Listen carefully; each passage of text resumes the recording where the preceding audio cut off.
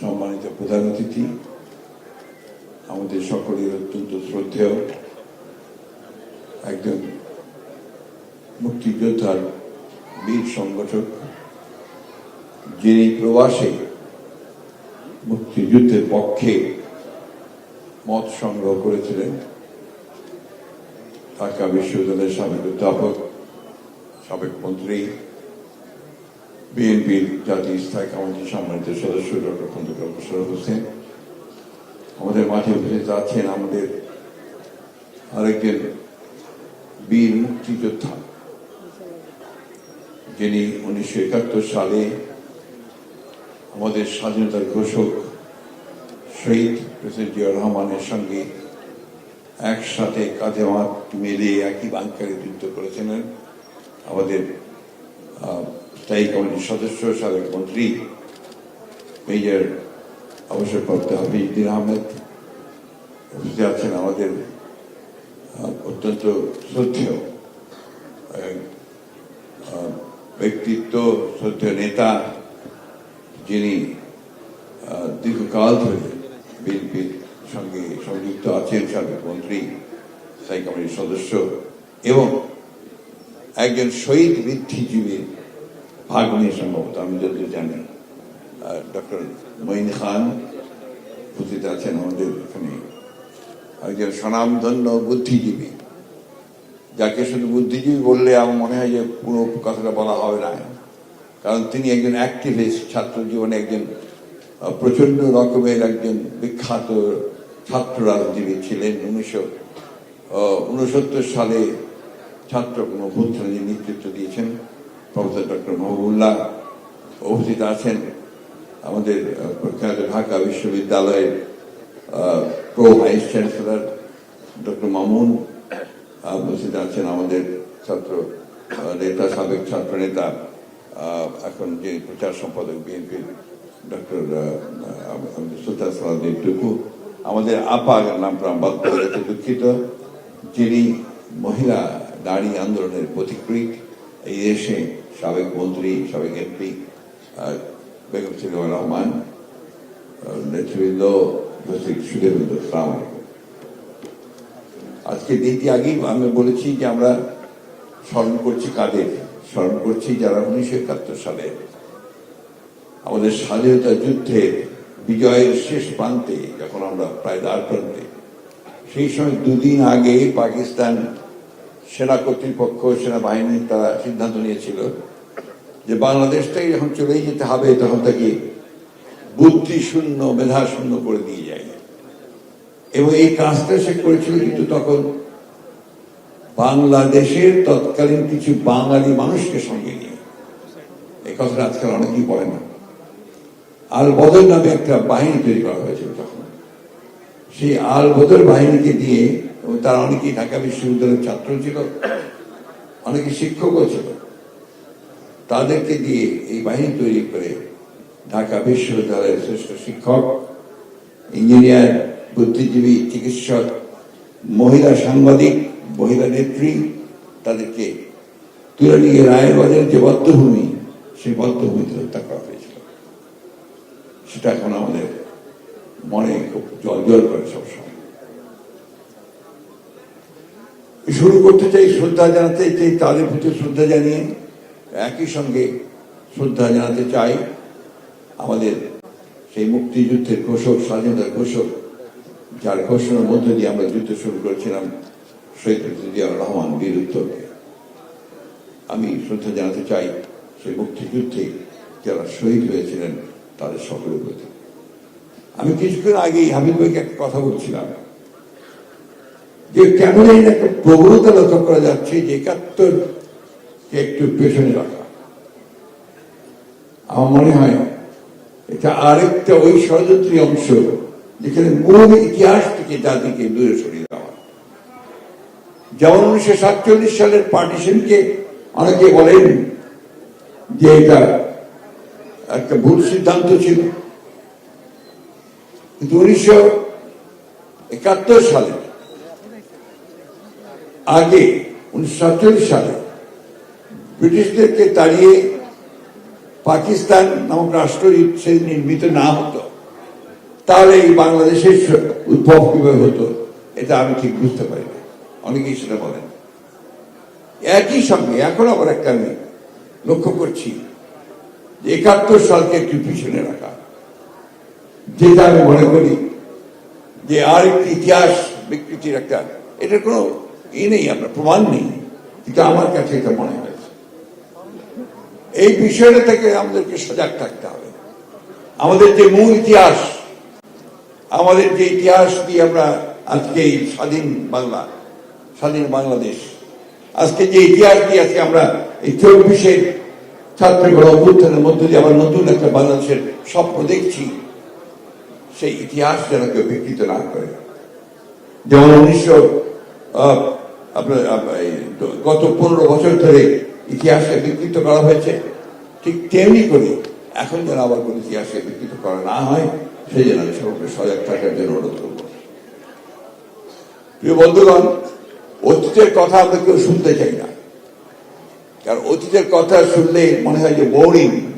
অতীত তো অতীত আছে, কিন্তু এই অতীতের উপরে কিন্তু আমাদের পাটা দাঁড়িয়ে আছে। আমাদের ভবিষ্যৎকে আমরা দেখতে পাই না, বর্তমানটাও সেই অতীতের উপরেই আছে। সেই জন্যই অতীতকে মাঝে মাঝে মনে করা, বিশ্লেষণ করা এবং সেই অতীত থেকে শিক্ষা নেওয়া, এই জিনিসগুলো অত্যন্ত জরুরি। 1971 সালের এই বুদ্ধিজীবী হত্যা থেকে একটা জিনিস আমাদের শিক্ষা নিতে হবে। সেই শিক্ষাটা যেটা ডক্টর মাহবুবুল্লাহ বলেছেন যে যদি একটা জাতিকে তুমি ধ্বংস করতে চাও, তার চিন্তা করার শক্তিকে ধ্বংস করো, তার মেধা লোকগুলোকে ধ্বংস করে দাও। চিন্তা করতে পারে এই ধরনের মানুষগুলোকে তুমি চিন্তা করতে দিও না, লিখতে দিও না, পড়তে দিও না, তাদের কোন বই লিখতে দিও না। এটাই করেছে সবসময় যারা ডিক্টেটর, যারা আপনার একনায়কত্ব বিশ্বাস করেছে, যারা ক্ষমতাকে চিরকাল ধরে রাখতে চেয়েছে, তারা সমস্ত মেধাবী মানুষগুলোকে দূরে সরিয়ে দিতে চেয়েছে। আমি গত কয়েকদিন একটা বই পড়ছিলাম, বইটার নাম হচ্ছে নেক্সাস। এটা বেশ কিছু বই বেরিয়েছে। এই বইটির মধ্যে একেবারে সেই আপনার প্রস্তুত যুগ থেকে শুরু করে এখন পর্যন্ত মানুষের যে ইতিহাস, বিশেষ করে প্রযুক্তির যে ইতিহাস, তথ্যের যে প্রযুক্তি, সেই প্রযুক্তির ইতিহাস, এই ইতিহাস সম্পর্কে লিখছে। সেখানে একটি কথা আমাকে অত্যন্ত দাগ কেটেছে যে মানুষ তো সবচেয়ে ওয়াইজ, অর্থাৎ সবচেয়ে জ্ঞানী একটা সৃষ্টি, সবচেয়ে জ্ঞানী, এবং সেই জ্ঞানী মানুষ সে পৃথিবীকে বদলাচ্ছে তার প্রযুক্তির মাধ্যমে, জ্ঞানের মাধ্যমে। এই এমন একটা জায়গায় নিয়ে যাচ্ছে যেখানে সে অপ্রতিরোধ্য হচ্ছে, কিন্তু সেই জ্ঞানটা সে কোথায় নিয়ে যাচ্ছে? জ্ঞান নিয়ে যাচ্ছে তার ক্ষমতাকে টিকিয়ে রাখার জন্য, অন্যকে হত্যা করার জন্য, তার শক্তি, তার ক্ষমতা, পাওয়ারকে এস্টাবলিশ করার জন্য। কিন্তু আলটিমেটলি এখন কি যাচ্ছে, এখন আলটিমেট যে টেকনোলজি, প্রযুক্তি আসছে, আর্টিফিশিয়াল ইন্টেলিজেন্স, এই আর্টিফিশিয়াল ইন্টেলিজেন্সটা মানুষকে কোথায় নিয়ে যাবে? সেটা তার এক্সটিংক্ট করবে, তাকে সে ধ্বংস, দায়িত্ব বিলীন করে দেবে।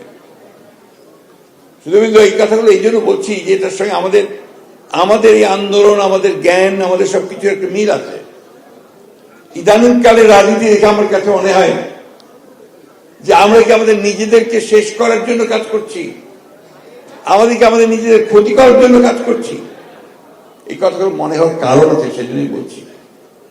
ইদানিং দেখবেন পত্র পত্রিকায় যে সমস্ত দেখা হয়, আমরা এমন এমন কথা বলছি, এমন এমন সমস্ত উক্তি করছি, মন্তব্য করছি, যেগুলো আমাদের নিজেদেরই ক্ষতি করছে।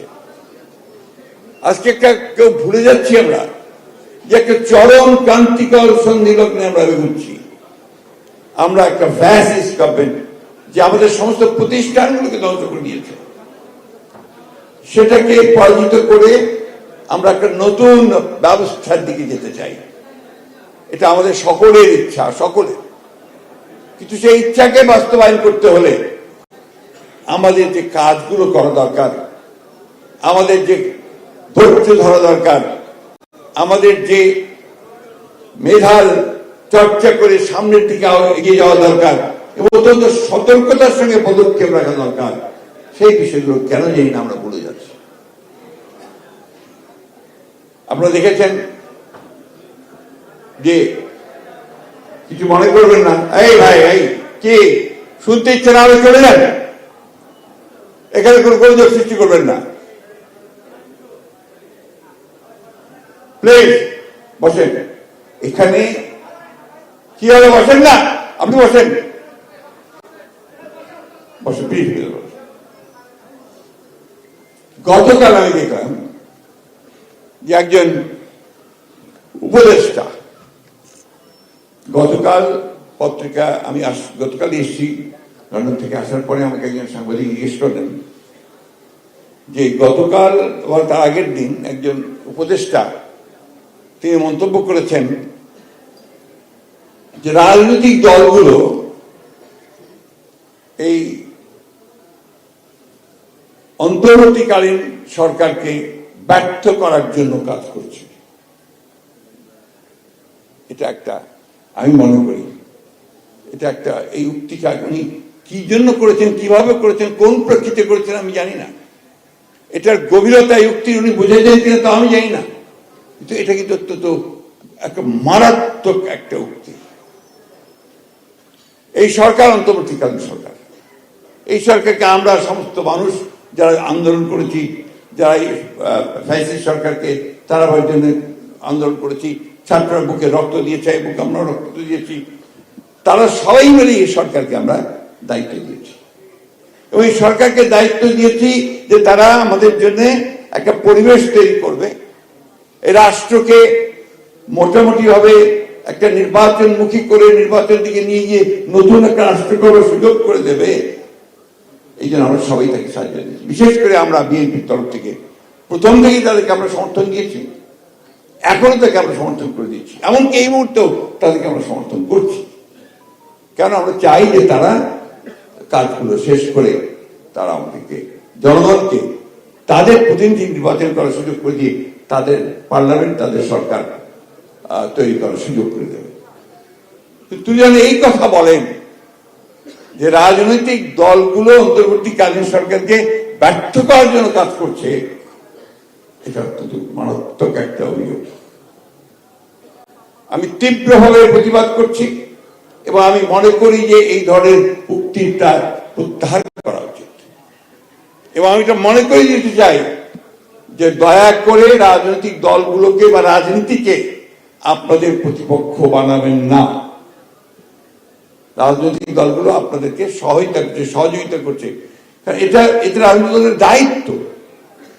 সেখানে আজকে যদি আপনি বলেন যে আমরা এটাকে ব্যর্থ করার চেষ্টা করছি, আমরা হাজারবার বলেছি, আমাদের চেয়ারম্যান বলেছেন, আমরা বলছি এই সরকার ব্যর্থ হওয়া মানে জনগণ ব্যর্থ হয়ে যাবে, আমরা ব্যর্থ হয়ে যাবো, তাই না? তাহলে এই কথাটা ওনারা কেন বলবেন উনি? আমার মনে হয় যে তিনি হয়তোবা এর গুরুত্ব বুঝতে পারেননি, অথবা এর প্রেক্ষিত বুঝতে পারেনি, কেন বলেছেন আমি জানি না। তবে যদি স্বাভাবিক বলে থাকেন, এটা ঠিক না বুঝতে পেরে, তাহলে আমি খুব কিছু বলতে চাই না। কিন্তু উনি জেনে শুনে বলেন, তাহলে আমি অবশ্যই এর তীব্র প্রতিবাদ এবং নিন্দা জানাচ্ছি, প্রত্যাহার করার জন্য অনুরোধ করছি। বন্ধুগণ, আমি যে কথাটা আগেই বলছিলাম যে প্রতিটি মুহূর্ত আমাদের এখন সতর্কতার সঙ্গে পার হতে হবে। প্রতিটি কথা আমাদের এখন মেপে কথা বলা দরকার। আমরা এমন কোনো কথা বলবো না যা আমাদের এই যে বিজয় সেটাকে নষ্ট করে দেয়, অর্জন নষ্ট করে দেয়। আপনারা দেখছেন যে আজকে ফ্যাসিস্ট হাসিনা পালিয়ে গিয়ে ভারতে আশ্রয় নিয়েছে, ভারতে আশ্রয় নিয়ে সে তার মতো কাজ করছে।